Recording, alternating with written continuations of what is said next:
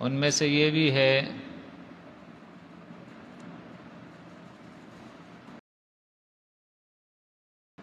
کہ اللہ کے اولیاء، اللہ کے انبیاء، شہداء، صدیقین، صالحین، اور پھر یہاں تک کہ ان کے بنائے ہوئے اپنے اولیاء جن کی ولایت کی کوئی دلیل ان کے پاس نہیں ہے،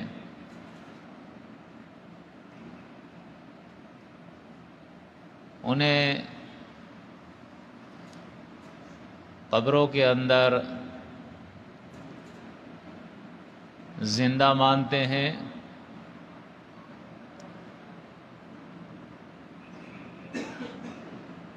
اور سماع موتا، مردوں کے سننے کا عقیدہ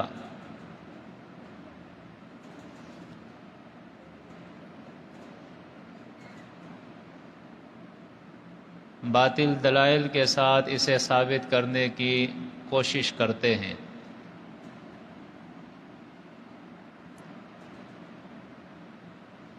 اور اسی سے ایک شرک کا بہت بڑا دروازہ جو ہے وہ کھولتے ہیں۔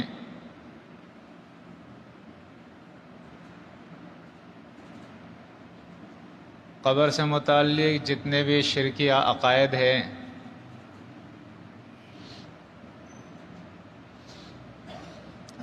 اول لوگوں کو یہ باور کرایا گیا ہے کہ اس قبر کے اندر جو مردہ ہے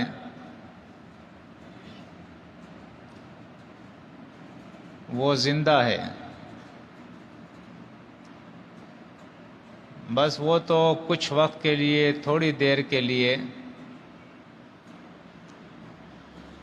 ان پر موت طاری ہو جاتی ہے، اور اس کے بعد جیسے ہی ہم قبر میں رکھتے ہیں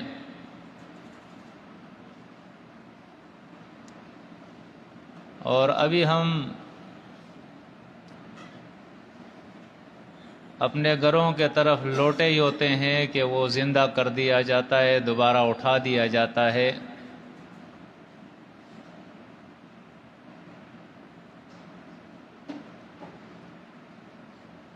اور پھر بخاری کی روایت پیش کی جاتی ہے، یسمع قران عالہم،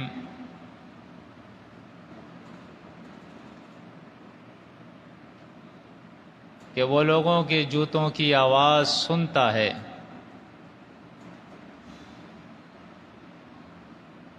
جب ملائکہ آتے ہیں اور اسے اٹھاتے ہیں۔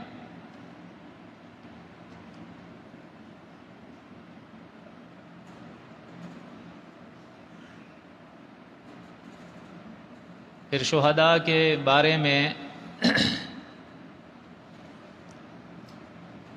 قرآن مجید سے 2 آیات پیش کی جاتی ہے۔ ایک سورۃ البقرہ کی آیت پیش کی جاتی ہے، آیت نمبر 154، وَلَا تَقُولُوا لِمَنْ يُقْتَلُ فِي سَبِيلِ اللَّهِ أَمْوَاتٌ بَلْ أَحْيَاءٌ وَلَكِنْ لَا تَشْعُرُونَ، کہ جو لوگ اللہ کی راہ کے اندر قتل کیے جائیں انہیں تم مردہ مت کہو، بلکہ وہ زندہ ہے۔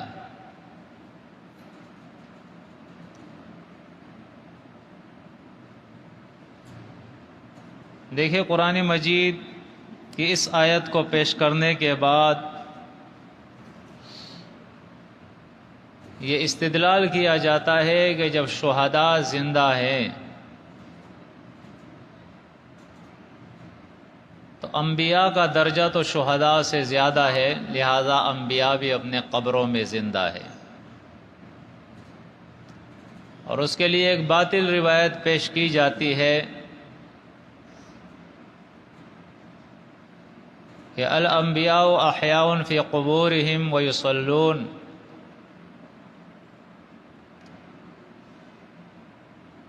کہ انبیاء اپنے قبروں کے اندر زندہ ہے اور نماز بھی پڑھتے ہیں.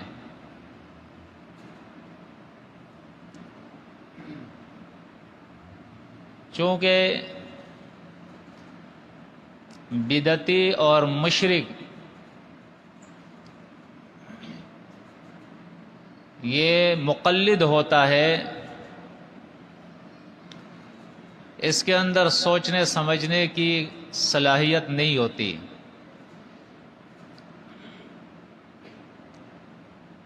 اگر ایسا ہوتا تو کم از کم یہ دیکھ لیتے کہ اس قبر کے اندر کہاں اتنی گنجائش ہے کہ کوئی نماز پڑھے.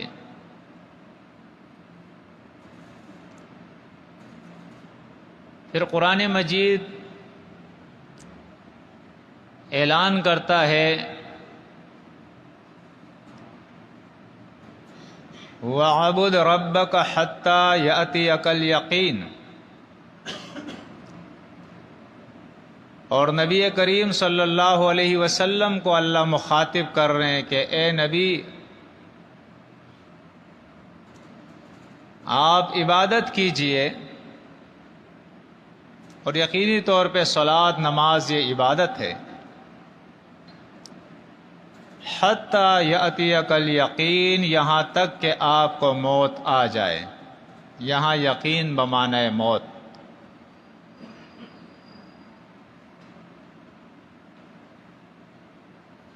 موت آنے کے بعد کوئی ذکر و اذکار بطور عبادت، کوئی عمل، کوئی نماز، کوئی حج، کوئی عمرہ، کوئی روزہ، یہ سارے اعمال پھر ختم ہو جاتے ہیں. ان فرائض اور ان اعمال کا تعلق صرف دنیا کی زندگی سے ہے، جہاں اللہ آزمائش کر رہا ہے کہ یہ اللہ کا حکم مانتا یا نہیں. موت کے ساتھ یہ آزمائش ختم ہو گئی، پھر اجر ملے گا. جس نے غلط کام کیا ہے اس کو سزا ملے گی، وہاں نمازیں کوئی نہیں پڑھے گا.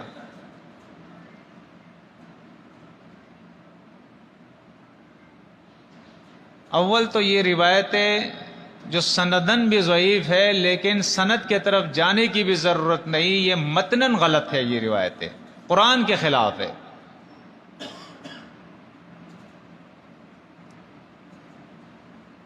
الانبیاء احیاء فی قبورہم، نبی اپنے قبروں کے اندر زندہ ہیں.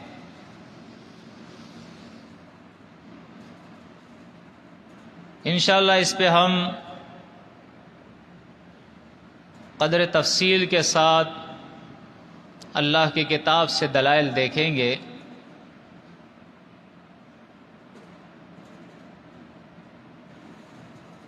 ایک مومن کے لیے جو اللہ کی کتاب پر ایمان رکھتا ہو، اور ایک عاقل کے لیے جس کے اندر عقل ہو اور عقل کو استعمال کرتا ہو،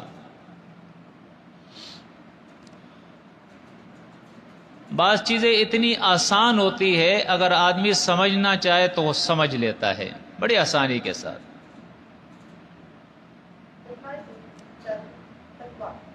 اس کی ایک مثال میں قرآن مجید سے آپ کو دیتا ہوں.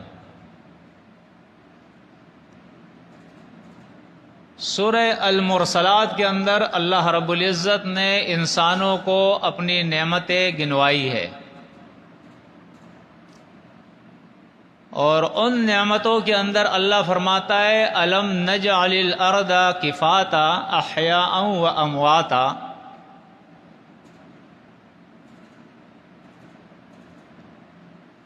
فرمایا کیا یہ زمین ہم نے کفایت کرنے والی نہیں بنائی، یعنی کافی نہیں بنائی؟ کس کے لیے؟ احیاء و امواتا، احیاء زندوں کے لیے، و امواتا اور مردوں کے لیے.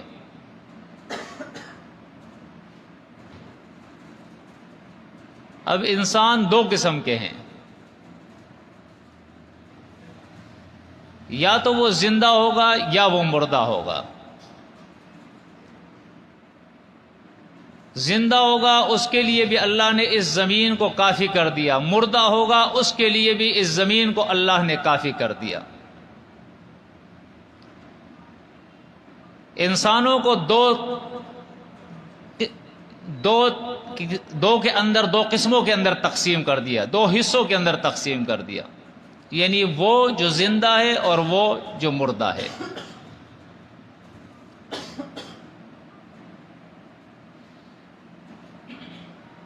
اب یقینی طور پہ اس میں تو کوئی شک نہیں ہے، جو لوگ یہاں ہے حیات کے ساتھ، زندگی کے ساتھ، کھاتے پیتے ہیں، گھروں میں رہتے ہیں، کاروبار کرتے ہیں، اس کو کوئی مردہ نہیں کہتا ہے، یہ زندہ ہے، الا یہ کہ کافروں کو اللہ نے تشبیہ مردوں سے دی ہے۔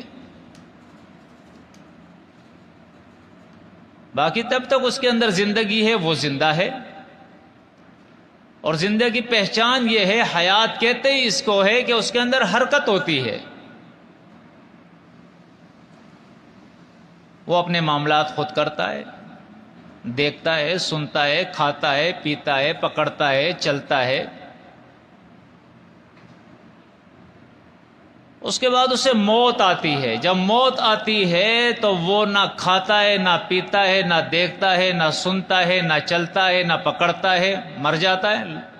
پھر زندہ لوگ اس کے کپڑے نکالتے ہیں، اسے غسل دیتے ہیں، اسے کفن پہناتے ہیں، قبرستان لے جاتے ہیں، قبر میں رکھتے ہیں، سلیب لگاتے ہیں، سوراخوں کو بند کرتے ہیں، منو کی مٹی اس کے اوپر ڈال دیتے ہیں، اس کے چہرے کو قبلہ رخ کر دیتے ہیں، اس لیے کہ وہ خود نہیں کر سکتا ہے، مردہ ہے، اب اس کو کہتے ہیں مردہ۔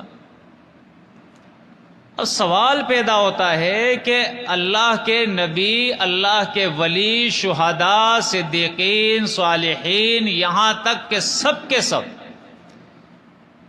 کافر اور مشرک کیوں نہ ہو، سب کے سب قبر میں رکھنے کے بعد وہ زندہ ہو جاتے ہیں۔ تو اب جو قرآن مجید کہتا ہے احیاء و امواتا، اللہ نے زندوں اور مردوں کے لیے یہ کافی کر دی زمین، تو مردے تو کوئی ہے ہی نہیں، اس لیے جو قبر میں ہے وہ قبر میں جا کے زندہ ہو گئے، کچھ اوپر زندہ ہے، کچھ نیچے زندہ ہے تو سارے زندہ۔ اس کھوپڑی کے اندر اللہ نے دماغ رکھا ہے، اس سے کام لینا چاہیے۔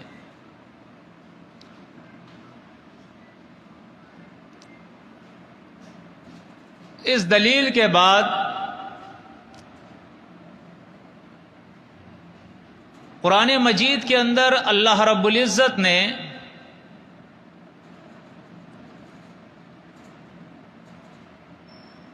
سورۃ النحل کے اندر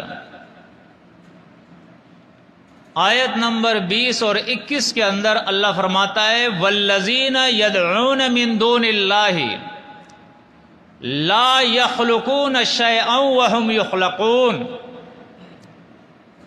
جنہیں یہ اللہ کے علاوہ پکارتے ہیں، یا رسول، یا نبی، یا ولی، یا پیر، یا مرشد کے جو قبروں کے اندر مدفون ہیں،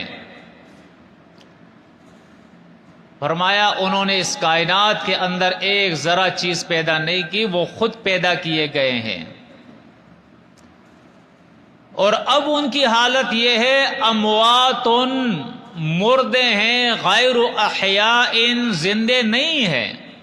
دیکھیے قرآن کہتا ہے اموات، یہ لاشیں ہیں، غیر احیاء، ان کے اندر زندگی نہیں ہے، وما یشعرون ایان یبعثون، اور انہیں تو یہ بھی پتہ نہیں کہ ان قبروں سے ان کو دوبارہ کب اٹھایا جائے گا۔ جس کو اپنا پتہ نہیں تو تمہارا کیا پتہ ہوگا۔ آج تو ہمارے یہاں ایسے عقائد ہے، الامان الحفیظ، کہ آپ قبرستان جائے تو مردے آپ کو پہچانتے ہیں، آپ کو دیکھتے ہیں، اور آپ کی باتیں سنتے بھی ہیں، آپ کے اعمال اچھے دیکھ کے خوش بھی ہوتے ہیں، اور برے اعمال دیکھ کے وہ ناراض بھی ہوتے ہیں۔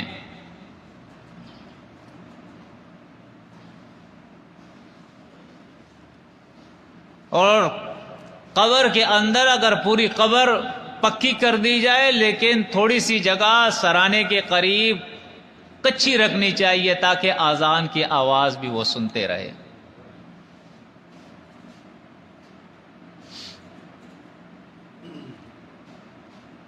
ایک عالم کی کتاب میں پڑھ رہا تھا سمائے موتا کے موضوع پر. اس نے ایک بہت اچھی عقلی دلیل دی ہے. اس نے کہا دیکھے جو نیچے مردہ ہے نا قبر میں، اس کے قبر پہ جو آئے ہیں لوگ، ان زندہ لوگوں کو وہ دیکھ بھی رہا ہے، ان کی باتیں سن بھی رہا ہے، سلام کا جواب بھی دے رہا ہے، سب کچھ وہ کر رہا ہے. اور اوپر جو زندہ کھڑا ہے قبر کی زیارت کے لیے آیا ہے، اسے مردہ نظر بھی نہیں آ رہا ہے، مردہ کے سلام کا جواب بھی وہ نہیں سن رہا ہے. تو ہونا تو یہ چاہیے کہ یہ اوپر جو کھڑا ہے یہ مردہ ہے اور نیچے جو پڑا ہے یہ زندہ ہے، اس لیے کہ اس کو سب کچھ معلوم ہے، وہ سن بھی رہا ہے، وہ دیکھ بھی رہا ہے. اور اوپر جو کھڑا ہے اندر اس کے ساتھ کیا ہو رہا ہے اس اندر باہر والے کو پتہ نہیں ہے. تو اس کا مطلب تو یہ جو باہر کھڑا ہے وہ مردہ ہے، نیچے والا زندہ ہے. تو اب اس کو نکال دینا چاہیے باہر اور یہ باہر والے کو اندر ڈالنا چاہیے. ایسا ہے یا نہیں؟ یہ تو غلطی ہو گئی ہے. مردے کو اوپر کھڑا کر دیا اور زندے کو نیچے دفنا دیا. وہ سنتا بھی ہے، وہ دیکھتا بھی ہے، اذانوں کی آوازیں بھی سن رہا ہے، نمازیں بھی پڑھ رہا ہے، اچھے اور برے اعمال کا بھی اسے پتہ لگتا ہے. چڑیا اگر بیٹھ جائے اس کے قبر پہ اسے یہ بھی پتہ لگتا ہے کہ یہ نر ہے یا مادہ ہے، سب کچھ اسے معلوم ہے.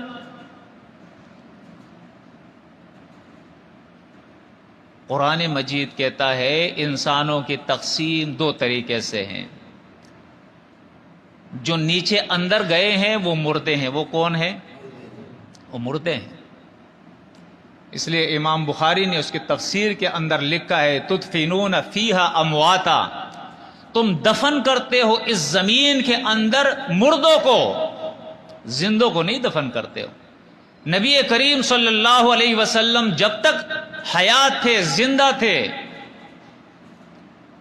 اللہ کے نبی کو زمین میں صحابہ کرام نے دفن نہیں کیا تھا. اور اگر کرتے تو وہ کیا ہوتے؟ وہ ظالم ہو جاتے، وہ قاتل ہو جاتے.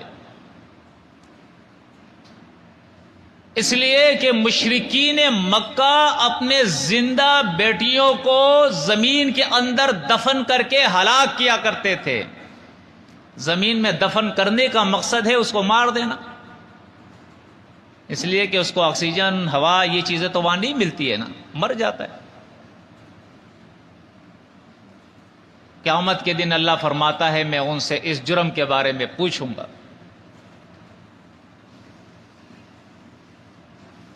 جب نبی کریم صلی اللہ علیہ وسلم کو موت آ گئی، بڑے سخت الفاظ ہے، واویلا ہو جاتا ہے کہ ارے اس گستاخ نے نبی کریم صلی اللہ علیہ وسلم کے بارے میں کہا کہ موت آ گئی. کیونکہ وہ موت نہیں کہتے ہیں، ان کے الفاظ دیکھے. اللہ کے نبی انتقال کر گئے. کیا کر گئے؟ انتقال کر گئے. آپ صلی اللہ علیہ وسلم نے وصال فرمایا ہے. ان کے ہر لفظ کے اندر بھی شرک ہے. انتقال کے معنی یہ ہیں کہ یہاں سے وہاں منتقل ہو گئے صرف، بس دنیا سے آخرت میں، موت نہیں آئی ہے ان کو. وصال کا مطلب ہے یہ وصل سے ہے. وصل کے معنی ہوتے ہیں ایک چیز کا دوسرے چیز کے ساتھ مل جانا. دنیا سے وہ اللہ کے پاس جا کے اللہ سے مل گئے ہیں. موت کا تو سوال ہی نہیں پیدا ہو رہا ہے. اب قرآن مجید کہتا رہے اِنَّكَ مَيِّتٌ وَإِنَّهُمْ مَيِّتُونَ، سورہ الزمر آیت نمبر 30. اے نبی آپ کو بھی موت آنی ہے اور ان لوگوں کو بھی موت آنی ہے. اور تھوڑی دیر کے لیے نہیں کہ بس موت آ گئی قبر میں رکھا تو اس کے بعد بعض ہوشیار ہوتے ہیں، بعض تو کہتے ہیں موت آئی نہیں ہے، صرف انتقال کیا اس نے. بعض کہتے ہیں نہیں تھوڑی دیر کے لیے موت آئی تھی، اس کے بعد اللہ نے دوبارہ ان کو زندہ کر دیا. لیکن قرآن کیا کہتا ہے؟ سورہ الزمر آیت نمبر 30-31 آپ دیکھیے. اے نبی آپ کو موت آئے گی، اے نبی ان کو بھی موت آئے گی. ثم انکم یوم القیامت عند ربکم تختصمون، اور پھر قیامت کے دن تم اللہ کے بارگاہ کے اندر اٹھو گے. زندگی پھر اس وقت ہے. سورہ مومنون آیت نمبر 15-16 دیکھیں. سورۃ المومنون آیت 15-16. ثم انکم بعد ذلک لمیتون ثم انکم یوم القیامت تبعثون. لوگوں اس زندگی کے بعد تمہیں مرنا ہے، موت آئے گی، اور موت کے بعد پھر تمہیں اللہ اٹھائے گا قیامت کے دن. ثم انکم یوم القیامت تبعثون. قیامت کے دن اللہ تمہیں اٹھائے گا. قیامت سے پہلے نہیں کہ قبر میں رکھ دیا اور